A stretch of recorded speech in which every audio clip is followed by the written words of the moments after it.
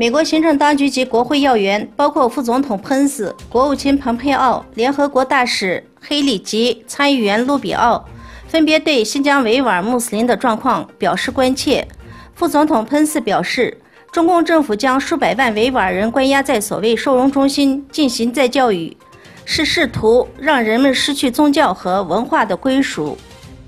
彭斯警告，新疆维吾尔人正在遭受世界上最严重的宗教破坏。蓬佩奥表示，中国应该避免使用反恐调查破坏宗教自由，表明改善全球信仰自由环境是特朗普政府的优先事务。江西政府下发了关于丧葬改革的公文，强调2018年9月1日0点起，不管身份、地区，人员死后土葬将全面改为火葬。在8月31日前，要求对家中备有棺木者主动上缴并给予奖励，逾期者罚款。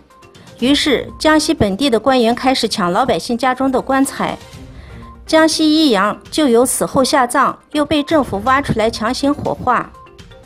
最近又有老人怕棺木被毁，死后被火葬，提前自杀的悲剧时有发生。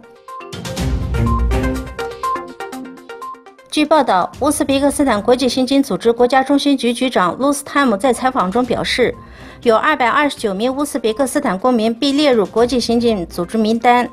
指控贩运人口和恐怖主义。英国新任外交大臣吉里米·亨特于7月30日对中国进行了首次正式访问，并主持了第9次中英战略对话。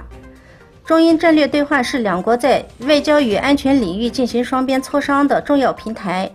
多边主义、全球治理和自由贸易将成为这次中英战略对话的重点讨论议题。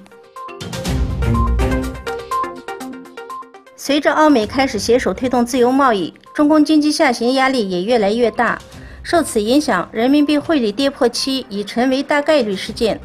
据统计，今年以来，人民币兑换美元中间价累计贬值了 4.13%， 美元指数上涨了 2.5%， 是2017年6月以来的最低值。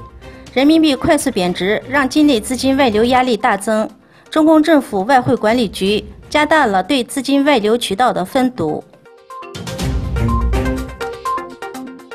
据华盛顿邮报报道，平壤政府开发了一种能够携带核帽的济州弹道导弹。